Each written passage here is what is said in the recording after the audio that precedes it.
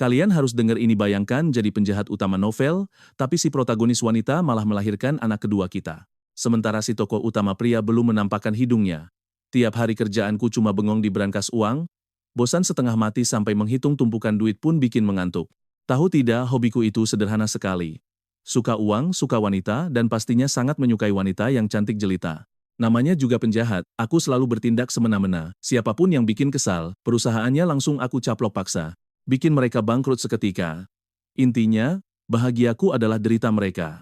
Tapi, kalau mengikuti naskah aslinya, si protagonis pria bakal kembali lebih kuat untuk merebut paksa perusahaan sang tokoh utama wanita dariku.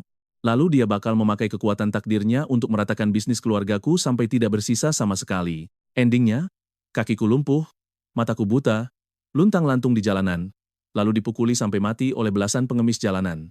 Mati mengenaskan begitu. Jelas tidak mau. Untungnya sekarang berbeda karena aku sudah tahu semua bocoran takdir ini. Asalkan aku tidak menyentuh si wanita utama, roda takdir tidak akan pernah berjalan. Si pria utama bahkan tidak punya kesempatan masuk panggung. Tapi masalahnya, hidup bergelimang harta puluhan triliun ini sepi sekali. Bayangkan bangun di ranjang emas seluas 500 meter persegi. Sinar matahari masuk, kolam renang otomatis bergelembung hangat. Barisan pengawal berteriak, "Selamat pagi ketua." Tapi rasanya hampa. Aku cuma bisa tiduran seharian bagai ikan asin elektronik yang mati bosan. Tapi perhatikan ini, sebuah berita TV mengubah segalanya. Di layar kaca, Sukiya Nyue tampil anggun memakai setelan putih ketat, tatapannya sedingin es dengan bibir merah merona. Pesona kuat terpancar saat dia berdiri di atas panggung konferensi pers. Aku langsung menelan ludah. Memang pantas jadi tokoh utama. Visual dan auranya benar-benar pemikat yang luar biasa. Tiba-tiba saja, sebuah ide gila yang sangat berani melintas di kepalaku. Berbekal info masa depan dan kekuatan uang, kenapa tidak aku cicipi saja dulu si protagonis wanita ini? Lagi pula, si tokoh utama pria mungkin masih hidup melarat di luar negeri. Menghancurkannya nanti semudah menginjak semut kecil. Saatnya bergerak daripada menyesal belakangan. Tanpa tunda, kukerahkan seluruh kekuatan korporasi Jiang untuk melibas habis bisnis grup Su yang malang itu. Blokir pinjaman bank, bajak direktur mereka, lalu jatuhkan harga sahamnya. Serangan bertubi-tubi ini membuat grup Su hampir runtuh. Segenius apapun Sukiya Nyue, dia tidak akan sanggup melawan kekuatan modal raksasaku. Tak lama, dia sudah berdiri pasrah di depanku. Tatapannya sangat keras kepala, tapi dia terlihat sangat lelah. Kalian pasti tahu kelanjutannya, dia jadi milikku. Dan anehnya, aku malah semakin jatuh hati padanya. Tapi anehnya, sang tokoh utama pria tidak pernah muncul. Dulu aku sempat cemas kalau keadilan tiba-tiba datang menghukumku, tapi lama-lama rasanya mendebarkan hingga akhirnya aku jadi mati rasa. Bayangkan saja, dia bahkan sudah melahirkan 2 anak untukku, tapi si jagoan utama belum juga kelihatan batang hidungnya. Dia kemana? Apa sistem dunia ini lagi error? Mendadak asistenku menelepon tergesa-gesa. Suaranya bergetar hebat saat berteriak, "Bos, orang yang Anda cari sudah ketemu." Sontak aku langsung melompat dari kasur. Katakan sekarang, ternyata pagi ini grup Su sedang merekrut pengawal baru, dan ada satu orang yang sangat mencolok. Cirinya persis seperti deskripsimu. Namanya Lin Mo Chen, mantan putra kedua dari keluarga Lin sebelum usianya genap 18 tahun. Setelah keluarganya hancur total, dia pergi ke luar negeri dan menjadi tentara bayaran kejam selama 8 tahun lamanya. Dan tahun ini dia baru saja kembali pulang. Begitu melihat foto yang dikirimkan asistenku, mataku terbelalak lebar. Alis tajam, rahang tegas, dan tatapan dingin penuh aura haus darah terpancar dari fotonya. Ini si murni aura karakter utama. Namanya saja terdengar sangat keren, Lin Mo Chen. Khas jagoan dari cerita balas dendam. Aku pun langsung meluncur ke kantor grup Su. "Jiang Chen, mau apa lagi kamu datang ke tempat ini?" Sukiya Nyue cemberut kesal saat melihatku. Nada bicaranya dingin sekali, tapi lekuk tubuhnya setelah melahirkan terlihat makin menawan. Blazer putih ketat itu menonjolkan lekuk tubuh indahnya, membuatku menelan ludah seraya perlahan merapikan posisi kacamata di wajahku. Bibirku tersenyum miring dengan sangat licik. "Tentu saja. Mencarimu." Dia meradang hebat sampai dadanya kembang kempis, menutupi dirinya dengan map lalu mundur panik hingga menabrak tempat sampah. Kudekati tubuhnya seraya menopang tangan di meja kerja. Wangi melati yang bercampur amarahnya langsung menusuk indera penciumanku. Kenapa harus takut? Aku hanya ingin menjenguk ibu dari anak-anakku yang cantik. Pena di tanganku perlahan mengangkat dagunya, meninggalkan bekas tipis di kulit mulusnya. Apa aku bahkan tidak punya hak ini? Dia menjawab sinis. "Jangan mimpi, aku takkan pernah mencintaimu. Percayalah. Kelanjutan kisah ini bakal makin gila. Kalian harus lihat ini." Aku cuma tertawa kecil sambil mengusap stokingnya, lalu berbisik, "Kamu tidak mencintaiku? Cukup aku saja yang mencintaimu." Aku berbisik di telinganya, "Apa presidenmu ingin Sukiya Nyue bangkrut besok?" Telinganya memerah. Dia menoleh tanpa meronta lagi, membuatku memutar mata dengan penuh rasa puas. Memang, Kendali penuh adalah kepuasan terbesar. Dokumen berserakan di lantai, seolah seluruh gedung ini bergetar. Siang harinya, begitu aku melangkah keluar ke koridor, pengawalku sedang menyudutkan salah satu penjaga keluarga Su. Di tengah kerumunan, pengawal baru itu terlihat sangat menonjol. Lin Mo Chen. Aku melemparkan senyum sinis padanya. Sayangku, permainan akhirnya dimulai, tapi bagaimana jika dia menyerangku? Lagi pula, aku ini penjahat mesum. Apa yang kutakutkan? Di rumah, aku langsung menyewa tim pensiunan tentara pengintai. Mengawasinya 24 jam penuh sambil memikirkan rencana mendisiplinkannya sore ini. Nah, perhatikan baik-baik bagian ini. Tangisan bayi mendadak pecah. Membuat pengasuh gemetar ketakutan saat melihatku datang. Ternyata putri sulungku yang berumur 2 tahun sedang menjahili adik bayinya yang baru berusia 6 bulan. Si adik langsung menangis histeris begitu terbangun. Kakak perempuannya panik lalu ikut menangis. Membuatku harus berjongkok. Perlahan kuusap air mata putri kecilku. Dengan bulu mata basah, dia memelukku erat sambil memanggilku ayah dengan manja. Hatiku seketika meleleh. Segera kuangkat tubuh mungilnya dan menimangnya dengan sangat lembut. Tangisnya langsung reda berganti tawa manis, sementara pengasuh mulai menenangkan putra bungsu kami. Kedua malaikat kecil itu kini tertidur lelap berdampingan. Melihat pipi merah mereka, aku seketika tertegun diam. Apakah ini benar-benar kehidupan sehari-hari yang pantas untuk seorang penjahat besar yang kejam? Kurasa tidak ada aturan kalau penjahat dilarang menjadi ayah yang baik bagi anak-anak tanpa kasih sayang ibu. Su Qianyue cuma datang 3 hari seminggu, karena setiap kali kesini dia selalu kuintimidasi habis-habisan. Akibatnya dia jarang berkunjung. Menatap anak-anak yang tertidur pulas, ada rasa bersalah yang tiba-tiba muncul. Setelah menyelimuti mereka dengan hangat, aku pun pergi. Tepat saat itu, sebuah laporan masuk tentang pergerakan Lin Mo Chen. Di pesta kemarin malam, dia terang-terangan melindungi Su Qianyue dari gangguan sekelompok anak orang kaya yang usil.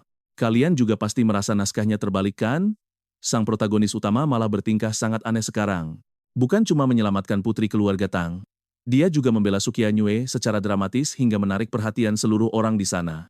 Hebat sekali sang protagonis pria kita ini langsung menyelamatkan 2 wanita cantik sekaligus dalam semalam.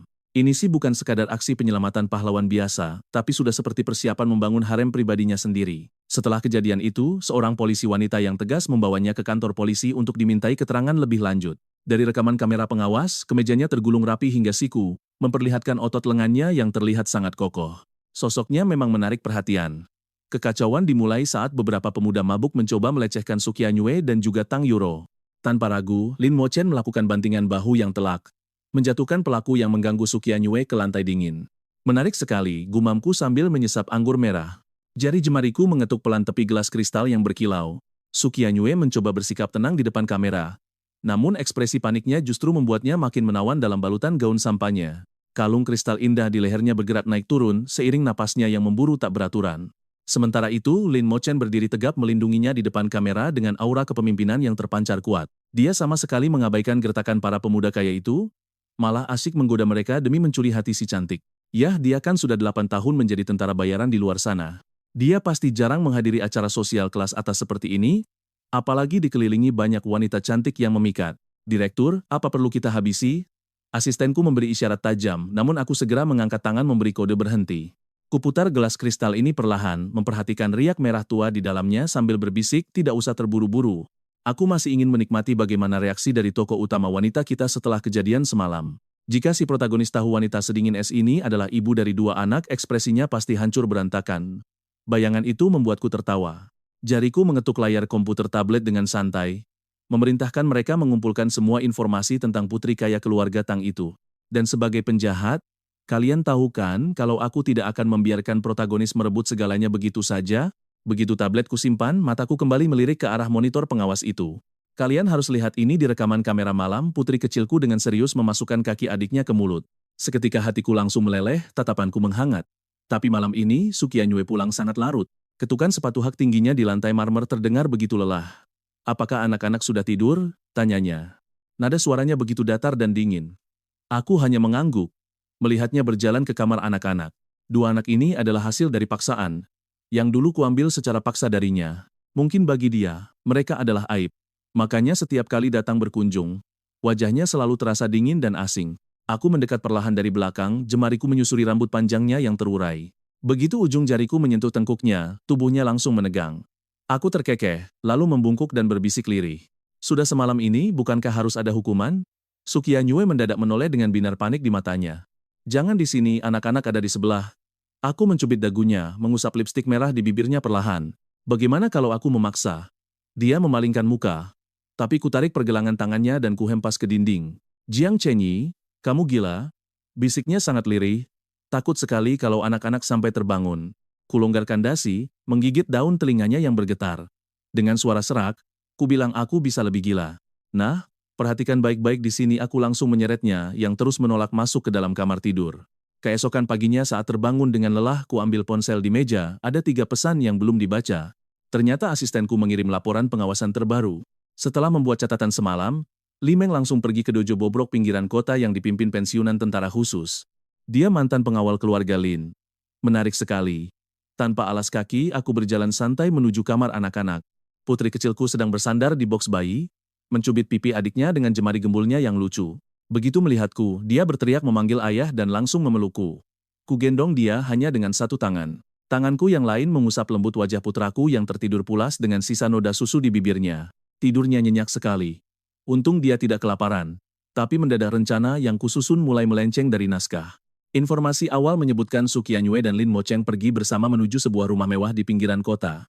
Rencanaku adalah datang tepat waktu, membongkar semua rahasia si pahlawan wanita di depan sang protagonis pria. Lalu, sebelum kekuatannya berkembang penuh, menghabisi anak takdir ini untuk selamanya. Tapi nyatanya, saat aku membawa 800 pengawal berbaju hitam, di dalam rumah hanya ada Lin Mocheng dan mantan pengawalnya yang kebingungan. Sementara Su Qianyue terikat di kursi dengan mulut dilakban. Dan Lin Mocheng sedang menggenggam sebilah belati. Di atas meja ada dokumen pengalihan saham. Dan anehnya, saat Su Qianyue melihatku, matanya justru berbinar penuh harap. Dia terisak pelan memanggil namaku. Tenggorokan Lin Mocheng naik turun, suaranya sangat tegang. Bagaimana bisa kau tahu tempat ini? Aku diam saja sambil membuka sarung tangan. 800 orang di belakangku langsung mengepung villa dengan rapat. Anak buahku segera membawakan sofa kulit mewah. Aku duduk santai, menyilangkan kaki sambil menatap Su Qianyue. Tuan Muda Lin kedua, sapaku dengan nada dingin. Apa yang sebenarnya kalian lakukan? Wajah Lin Mocheng langsung pucat pasi. Dia merangsek maju ke depan. Pisau itu menempel erat di leher Su Qianyue hingga berdarah. Mundur. Atau aku akan menghabisinya sekarang juga. Menatap darah itu, aku malah tertawa kecil sambil mengeluarkan korek api. Klik.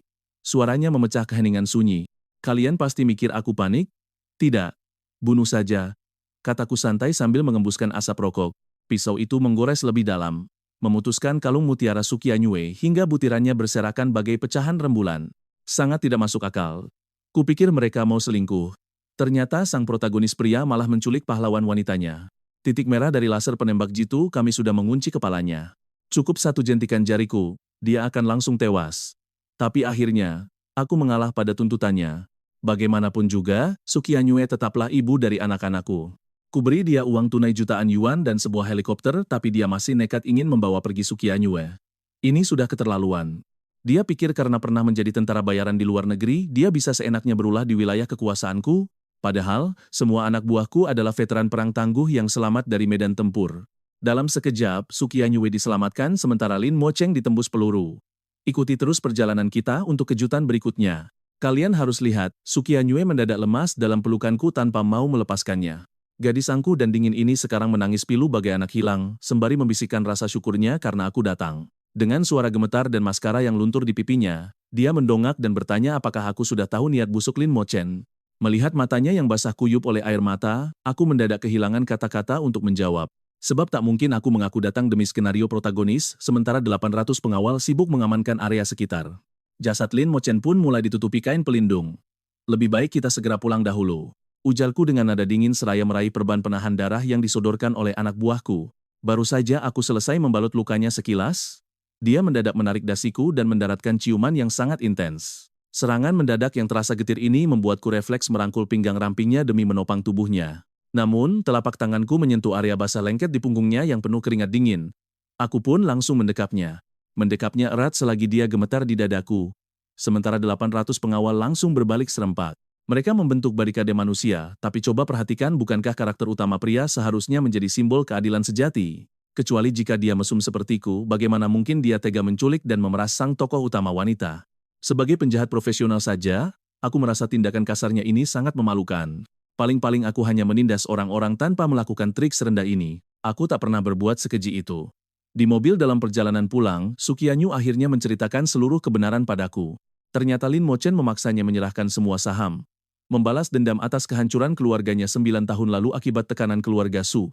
Kedatangannya kali ini murni hanya untuk merebut kembali semua aset yang pernah dirampas. Mendiang kakeknya tidak pernah menceritakan sejarah kelam ini, membuat Sukianyu benar-benar tidak tahu apa-apa. Sembari bercerita, dia menyandarkan kepalanya di bahuku, membuat hatiku mendadak ikut merasa iba padanya. Jika Lin Mochen didorong oleh dendam buta seperti ini, artinya dia bukanlah sang protagonis utama. Tiba-tiba sebuah teori gila muncul di benakku bagaimana jika dia hanyalah sekadar batu loncatan, alat plot yang sengaja diciptakan demi mendekatkan hubungan romantis kedua karakter utama.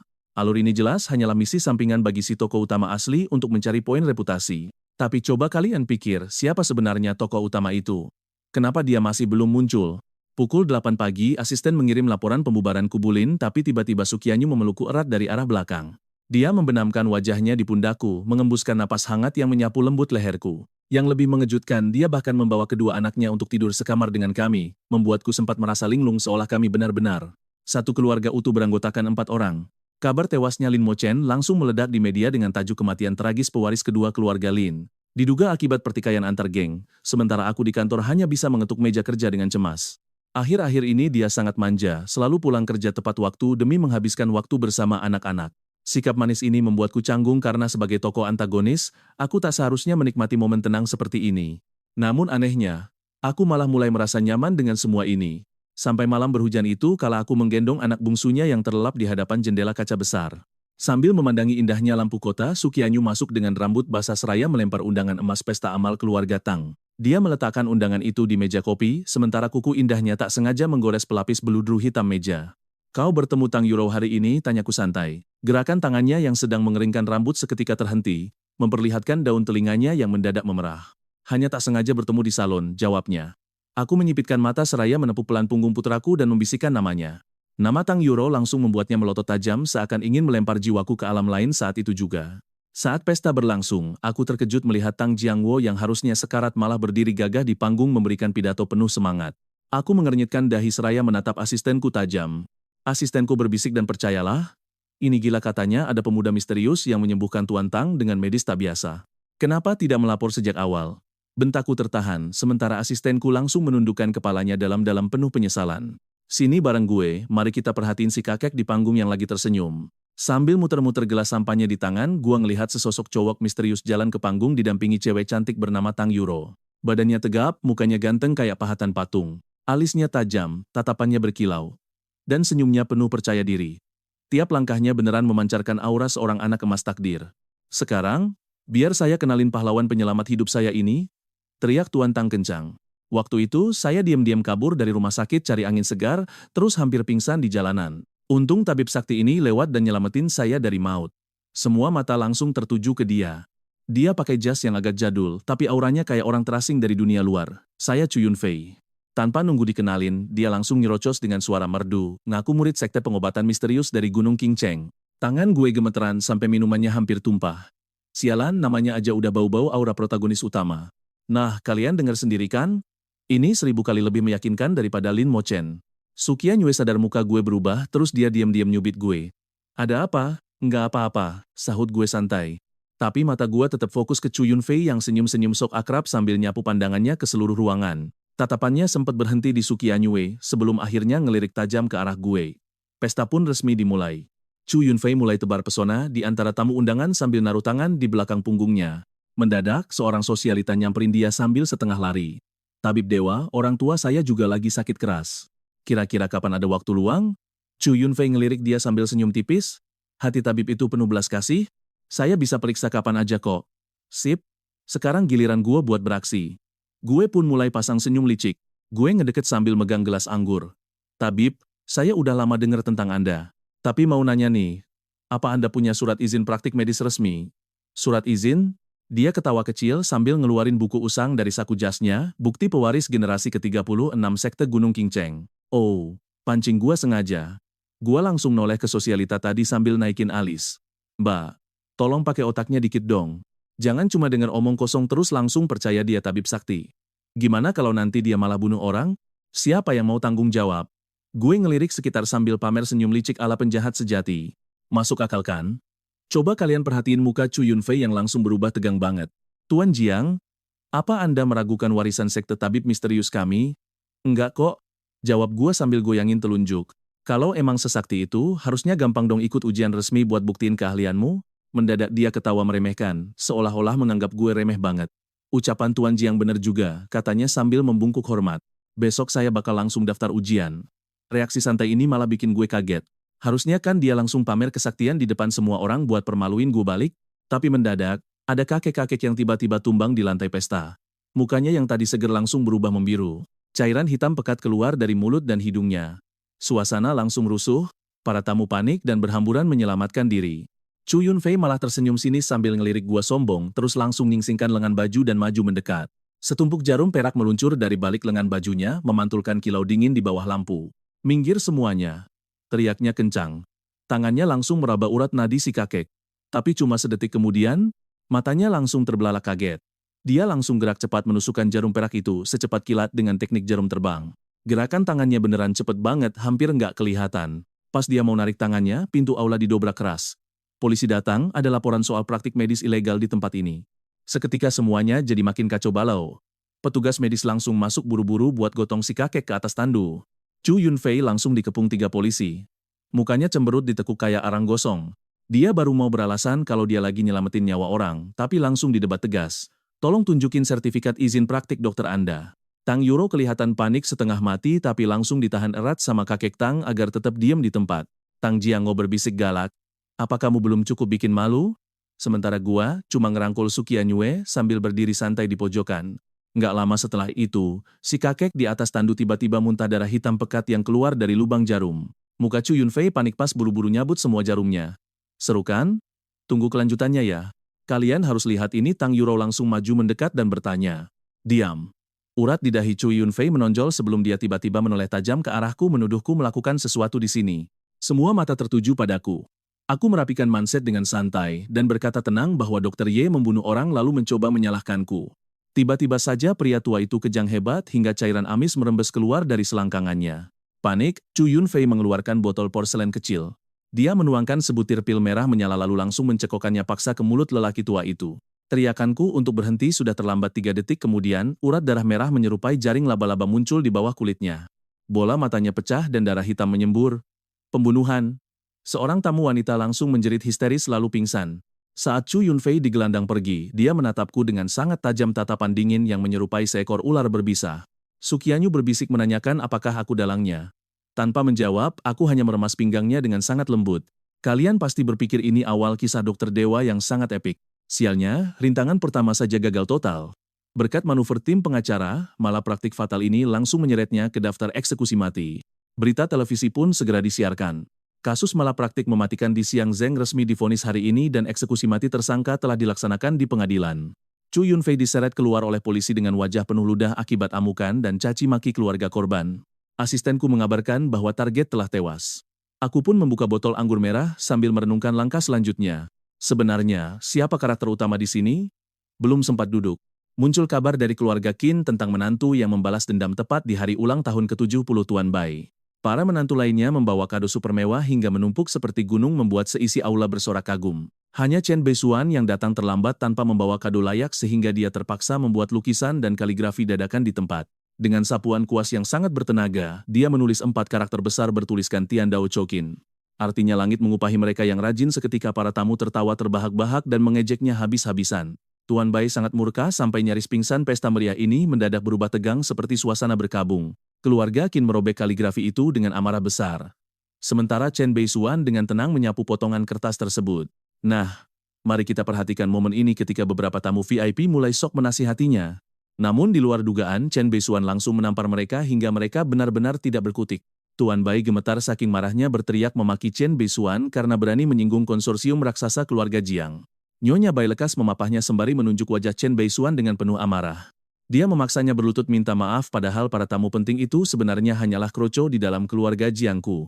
Sejujurnya aku sendiri terlalu malas untuk menghadiri perjamuan ulang tahun keluarga kelas rendah seperti ini. Tapi Chen Beisuan justru berdiri tegak di depan keluarga Qin dengan senyum sinis yang penuh penghinaan. Menghancurkan keluarga Jiang yang sepele itu semudah menjentikan jari saja. Ucapan sombong itu seketika membuat keluarga Qin gemetar panik melihat kelakuan menantu luar mereka yang gila ini. Para tetua langsung maju mengerumuninya, sementara perwakilan dari pihak keluarga Jiang kami mulai mengernyitkan dahi. Kami menginstruksikan para pengawal bersiap menyerang, tapi Chen Beisuan malah menyeringai meremehkan tanpa rasa takut sedikit pun. Hanya dalam sekejap mata, dia berhasil membanting seluruh kakak iparnya hingga tersungkur tak berdaya ke lantai. Nyonya Bai menangis histeris meratapi kekacauan ini, sementara perwakilan Jiang siap memerintahkan kepungan habis-habisan. Tiba-tiba lebih dari 10 pria bertubuh tegap berbalut mantel hitam bangkit serentak memancarkan aura membunuh yang pekat. Suasana mendadak sunyi senyap namun anehnya, sebelum anak buah Jiang sempat bersuara, Chen Beisuan malah membentak mereka duluan. Siapa yang menyuruh kalian kemari? Dahiku mengernyit, inilah sosok protagonis pria legendaris sesungguhnya. Sangat kejam di dunia luar, namun pasrah di rumah lebih memilih hidup menderita dibanding hidup nyaman bergelimang harta. Alih-alih melawan, pria-pria bermantel itu justru langsung berlutut dengan satu kaki sambil memberi hormat penuh penyesalan. Dewa Perang, situasi luar negeri bergejolak, pasukan Surah sangat membutuhkan kehadiran Anda kembali. Chen Beisuan mengibaskan tangannya seraya berujar dengan lelah. Pergi kalian. Aku sudah lama pensiun dari dunia persilatan demi kehidupan menantu biasa dan disinilah kisah seru kita baru dimulai. Kalian harus lihat ini. Dia berbalik ke para tamu yang melongo lalu berkata dengan sok ramah, jangan takut semuanya. Mereka cuma mantan anak buahku yang memohon agar aku memimpin lagi, tapi aku sudah muak dengan dunia pertumpahan darah ini. Tolong hargai aku, Dewa Perang Asura, jangan sampai ada yang membocorkan identitas asliku saat kalian keluar dari sini. Padahal kalau dia diam saja, tidak akan ada yang tahu. Tapi melihat reaksi semua orang, Chen Beiyan merasa aktingnya sangat sempurna. Dia pun melambaikan tangan menyuruh anak buahnya mundur, lalu kembali pura-pura berakting menjadi seorang pecundang tidak berguna. Detik berikutnya, tawa semua orang langsung pecah. Sumpah, pesta ulang tahun kali ini benar-benar menghibur sekali. Beberapa tamu bahkan tertawa terpingkal-pingkal sambil memegangi tembok. Sementara Chen Beisuan malah kebingungan karena reaksinya berbeda dari naskah. Aduh, tidak menyangka si lemah dari keluarga Qin ini bisa membuat pertunjukan komedi sekonyol ini.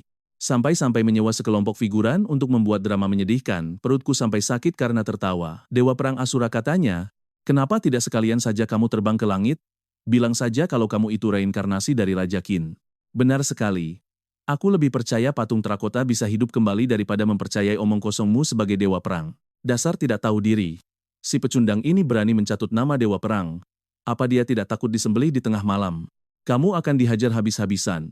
Gelak tawa pun pecah, membuat suasana mendadak sangat meriah. Nah, bagian ini seru banget. Chen Beisuan tetap berdiri angkuh dengan tangan di belakang, berlagak seperti master tiada tanding. Istrinya Qin Shui sampai gemetar menahan malu dan amarah, lalu langsung melayangkan tamparan keras ke pipinya. Biasanya kamu malas-malasan aku masih bisa sabar, tapi sekarang kamu berani sekali menodai nama idolaku. Mendengar gelar Dewa Perang Asura dihina, napasnya memburu hebat menahan murka hingga memperlihatkan lekuk tubuhnya yang sangat indah. Kebetulan aku baru saja melangkah masuk saat drama ini terjadi. Sambil melepas kacamata hitam, pandanganku tertuju padanya selama beberapa detik. Luar biasa, kecantikannya bagai bidadari surga. Pantas saja dia memegang posisi karakter utama wanita. Untung aku tidak terlambat karena acara intinya baru dimulai. Kedatanganku langsung membuat para tamu menyingkir dan berbaris rapi. Wajah mereka penuh dengan senyuman penuh kepatuhan. Silakan lanjut berakting, jangan berhenti, ucapku dengan nada santai. Aku dengar ada seseorang yang sesumbar bisa menghancurkan keluarga Jiang hanya dengan satu jari. Aku penasaran sekali. Tenang, jangan berkedip dulu. Saat aku menyindirnya bagai peliharaan virtual, seluruh ruangan langsung terdiam tanpa suara. Hingga suara napas pun terdengar jelas. Tapi Chen Beiyan tetap saja berdiri angkuh, mencoba mempertahankan posenya. Seolah dia menguasai dunia. Dia berseru lantang. Memang aku yang mengatakannya, namaku tidak akan pernah berubah. Akulah sang Dewa Perang Asura, Chen Beiyan, dan mereka semua adalah pengawal pribadiku. Setelah selesai bicara, dia mengibaskan jasnya dengan gaya, berusaha menunjukkan senyuman miring khas logo Nike miliknya. Seketika, orang-orang berbaju hitam langsung berlutut sambil berseru menyambut sang Dewa Perang, membuatku merasa salah masuk ke lokasi syuting film. Ternyata Chen Beisuan adalah sang karakter utama pria yang asli. Lalu untuk apa aku menyandera Suqian Yue selama 3 tahun? Bukankah itu sia-sia belaka? Pantas saja alur cerita dunia ini terus-menerus mengalami error. Ternyata karakter utama wanitanya adalah Qin Shui, bukan dia. Aku tersenyum tipis sambil menatap ke arah Chen Beisuan. Baiklah, Tuan Dewa Perang, karena kamu hobi berakting, maka aku juga tidak perlu lagi bersikap sopan padamu. Tapi keluarga Jiang bukanlah keset kaki yang bisa kalian injak sesuka hati. Hei, kalian para figuran. Berapa dia membayar kalian? Aku akan beri 10 kali lipat tunai sekarang juga. Lalu pergilah. Mendengar itu, para figuran berbaju hitam langsung berdiri tegak. Dengan mata memerah marah, mereka membentak, berani sekali kau menghina Dewa Perang. Berlututlah sekarang atau kau tidak akan selamat hari ini. Aku mengacungkan satu jari lalu berkata tenang, 100.000 per orang, tidak usah berakting lagi. Ambil uangnya dan pergi dari sini seolah tidak pernah terjadi apa-apa. Pria itu langsung menunjukku dan berteriak marah karena merasa dihina. Kami ini setia, tidak bisa dibeli dengan uang. Aku menaikkan tawaran jadi 500.000 sambil bersandar santai. Ambil atau kakimu kupatahkan. Tapi mereka bersikeras tetap setia demi persaudaraan. Pria berbaju hitam itu berteriak dengan urat leher menegang, membuat Chen Beiyan tersenyum sangat puas. Dia merasa anak buahnya sudah membela harga dirinya. Karena malas berdebat panjang lebar. Aku pun melambaikan tangan perlahan. Puluhan pengawal pribadiku langsung mengepung mereka. Untungnya, refleks Chen Beixuan masih cukup cepat. Para pria berbaju hitam segera mundur ke belakangnya untuk membuat barisan pertahanan, sementara kepalanya mendongak penuh kesombongan. Jiang Chenyi cuma mengandalkan tumpukan uangnya yang melimpah. Sangat angkuh. Padahal mereka adalah kawan seperjuanganku. Dan disinilah kita ditinggal penasaran karena tidak mau berdamai, dia menyeringai miring ala logo Nike untuk merobek mulutku. Kalian harus lihat ini, baru saja aku beri perintah, tiba-tiba gerombolan jas hitam langsung mengepung tempat ini. Mereka melindungi Chen Beixuan dengan ketat, menahan pengawalku di luar hingga dia sempat bergaya kekanak-kanakan begitu. Sialan, si tokoh utama punya kekuatan tersembunyi, tapi aku pun sudah bersiap memanggil pasukan bantuan. Urusan pamer kekuasaan begini, aku memang paling suka bertindak secara berlebihan. Detik berikutnya, dari langit-langit sampai koridor, ratusan pengawal bersenjata laras panjang langsung mengepung seluruh ruangan. Semua moncong senjata mengarah ke tengah, membuat para tamu panik berhamburan hingga suasana menjadi kacau balau. Sambil tersenyum dingin menatap Chen Beixuan, kutanya padanya apakah tameng manusianya itu sanggup menahan lesatan peluru pengawalku. Raut wajah Chen Beixuan berubah drastis. Dia menelan ludah ketakutan melihat moncong senjata hitam itu, lalu berteriak menuduhku gila karena berani memakai senjata api di sini. Aku mengabaikannya, perlahan menyalakan cerutu dibantu asisten yang langsung maju sigap. Nah, perhatikan bagian ini, asap cerutuku hembuskan santai, bikin aura penjahatku makin terasa nyata. Sekarang berlututlah, maka nyawamu kuampuni, namun anak buahnya justru berteriak lancang membela kehormatan dewa perang mereka. Ucapan pria berjas hitam itu terhenti tepat di tengah kalimat. Terdengar suara tembakan keras, darah memercik, dan dia langsung roboh karena aku selalu menepati ucapan kasarku. Dengan nada santai ku peringatkan Chen Beixuan bahwa peluru berikutnya akan bersarang tepat di antara kedua selangkangannya. Wajahnya langsung memutih pucat, sementara kedua kakinya refleks menjepit rapat karena ketakutan. Anak buahnya langsung mundur ketakutan. Sementara dengan gigi bergemelatuk, dia bertanya apakah aku sadar dengan perbuatanku sekarang. Ku jentikan abu cerutu sambil tertawa dingin dan mengiyakan pertanyaannya. Aku hanya sedang menyingkirkan para penipu busuk demi menjaga reputasi dewa perang Asura yang asli dari kebohongan kalian. Jadi jangan salahkan aku jika bertindak kejam, kataku sambil memberi isyarat tembakan dengan lambaian tangan kecil. Tubuh Chen Beixuan gemetar hebat hingga terpaksa berjongkok memegangi selangkangannya yang basah oleh cairan kuning menjijikkan. Kalian pasti setuju kan, mental secetek ini kau berani-beraninya mengaku sebagai dewa perang terkuat. Tawa keras langsung meledak, beberapa orang bahkan tertawa terpingkal-pingkal sambil memukul meja. Qin Sui meradang menahan malu karena seleranya ditertawakan. Sementara aku maju mengangkat dagu Chen Beixuan memakai ujung sepatuku. Coba jawab sekarang, siapa yang mau kau hancurkan hanya dengan jentikan jari itu? Tatapannya goyah ketakutan dengan bibir yang gemetar tanpa sanggup melontarkan satu kata pembelaan pun. Sudah dewasa tapi malah mengompol, membuat tawa semua orang terdengar makin kencang. Pasukan jas hitamnya tertunduk malu, bahkan ada yang memejamkan mata menganggap momen ini sebagai siksaan sosial yang memalukan. Kilatan amarah membara di mata Chen Beixuan dengan urat leher menegang, menahan diri di bawah ancaman senjata. Dia sadar lawannya ini kejam dan berbahaya. Namun dia tak bisa langsung bertindak gegabah di depan keramaian. Karena dampaknya bakal sangat gila, aku memutuskan untuk langsung mendaratkan satu tamparan keras lagi ke pipinya.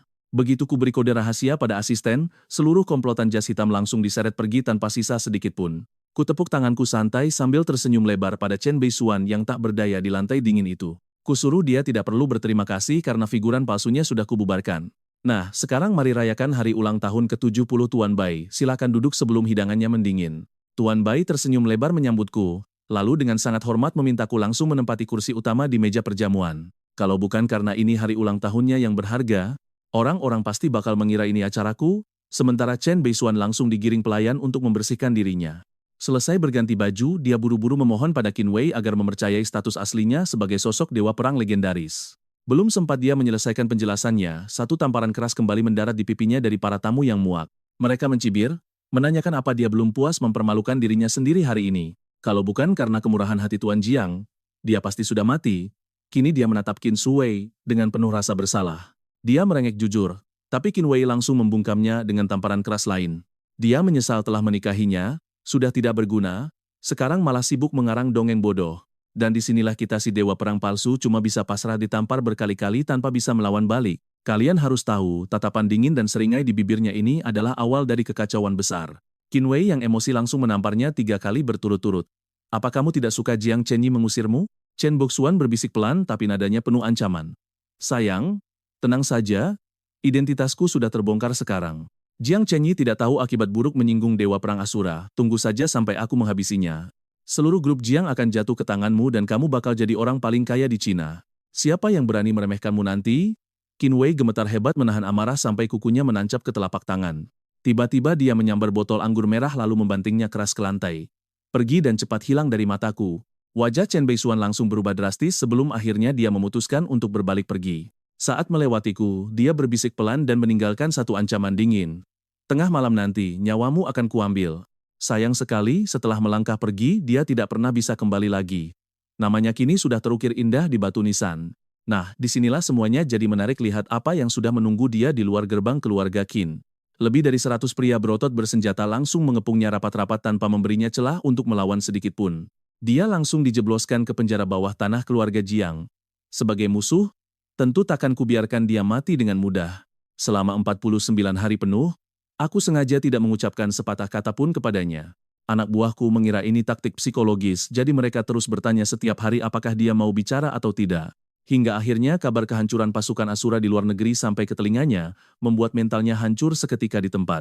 Sebagai Jiang yang dermawan, aku tidak tega melihat sang protagonis menderita, jadi kusuruh anak buahku mengakhiri hidupnya dengan tenang. Tapi demi mencegah dia bangkit kembali, aku memastikan jasadnya dikirim dalam kondisi yang sudah terpotong-potong. Satu bagian dibuang ke timur, sisanya ke barat. Cara paling ampuh untuk melenyapkan semua masalah di masa depan. Sekarang aku bisa tidur nyenyak dengan tenang. Tapi tunggu dulu, masih ada satu masalah lagi, bagaimana dengan Suqian Yue? Gadis itu mendadak jadi sangat manja akhir-akhir ini, bahkan sering pulang cepat demi memasak makan malam untukku. Saat makan bersama, dia sesekali menatapku sambil tersenyum manis dengan binar mata yang terlihat sangat bersinar. Begitu anak-anak pergi tidur, dia langsung bangkit sambil mengenakan pakaian kerja formal yang tampak sangat menggoda, berjalan mendekat lalu menarik dasiku dengan manja. Dia duduk di pangkuanku layaknya seekor kucing yang sedang mencari perhatian. Kalian pasti mikir hal yang sama kan? Tingkah lakunya yang mendadak romantis begini benar-benar membuatku sangat kebingungan. Mungkinkah dia sekarang sedang benar-benar dimabuk cinta? Dan yang paling kocak, dia bahkan nekat membanting segelas susu hangat dengan sangat keras di mejaku saat aku sedang fokus memeriksa dokumen. Aku langsung mengeritkan dahi. Tapi saat mendongak, kulihat daun telinganya sudah memerah padam sambil menyuruhku minum. Bicaranya sok galak, tapi jarinya terlihat sangat gugup meremas ujung baju. Aku pun meletakkan pena lalu sengaja memasang muka datar. Wah, Suqian Yue sekarang sudah berani memerintahku ya? Memangnya kenapa? Jawabnya sambil menantang. Kalau kamu berani macam-macam denganku, aku akan menghukum kedua anak kesayanganmu itu nanti. Aku langsung menarik pergelangan tangannya masuk ke pelukanku hingga tinta pena menodai dokumen. Berani sekali, bisikku sambil menggigit gemas telinganya. Tubuhnya langsung bergetar halus. Coba saja kalau berani, tantangnya sambil mendongak hingga bibir indahnya menyentuh daguku dengan lembut. Jiang Chenyi, ayo kita menikah, bisiknya lirih. Aku pun terdiam menatap bibir manisnya selama 3 detik penuh. Aku pun tertawa lepas. Suqian Yue, ini tandanya kamu sudah jatuh cinta padaku, kan? Dia langsung berdiri. Rok kerjanya bergesekan pelan di kursi kulit saat dia berkata ketus terserah mau menikah atau tidak lalu berbalik pergi dengan langkah terburu-buru. Aku ingin membantunya tapi langsung ditolak. Tunggu dulu, panggilku dingin. Aku bangkit berdiri perlahan, lalu dia menoleh sambil mengangkat alisnya dengan sok dingin. Aku menghela napas panjang sambil merapikan dasiku yang sempat kusut tadi, sengaja mengabaikan tatapan matanya yang penuh harap. Pilih tanggalnya sekarang, lalu kita pergi mendaftar pernikahan kita. Matanya langsung berbinar bahagia walau dia mencoba menahannya demi gengsi. Memangnya siapa yang mau? Tapi gaya sok kerennya itu tidak bertahan sampai 3 detik. Detik berikutnya, dia langsung menerjangku hingga punggungku membentur rak buku dengan keras. Dia menggigit tulang selangkaku dan anting mutiaranya menggores daguku sampai perih. Kamu seperti anak anjing. Aku mencengkeram pinggangnya lalu menjatuhkannya ke sofa. Tapi dia masih saja tidak mau tenang. Dan begitulah hubungan aneh mereka tapi jujur, kita semua tahu mereka berdua sebenarnya saling mencintai dengan cara yang unik. Kalian harus lihat saat dia membuka 2 kancing di mejaku, salah sendiri menggodaku di mobil. Aku mengunci kedua pergelangan tangannya ke atas kepala dengan satu tangan lalu membuka resleting samping rok pensilnya, Jiang Chenyi. Seketika dia panik karena anak-anak ada di sebelah. Gerakanku terhenti, lalu aku menyeringai nakal. Salahmu sendiri menggodaku. Nah, perhatikan baik-baik. Susu itu tumpah saat dia meronta. mengalir di punggung kakinya yang seputih salju. Kotor, bisiknya lirih. Tiba-tiba tangisan putra mereka terdengar dari sebelah. Membuat Sukianyue terlonjak kaget seperti kelinci yang ketakutan. Dia langsung buru-buru merapikan bajunya. Kenapa panik? Aku dengan tenang membantunya mengancingkan kemejanya. Ini bukan pertama kalinya aku jadi ibu, dia memelototiku. Penasaran kan sama kelanjutannya?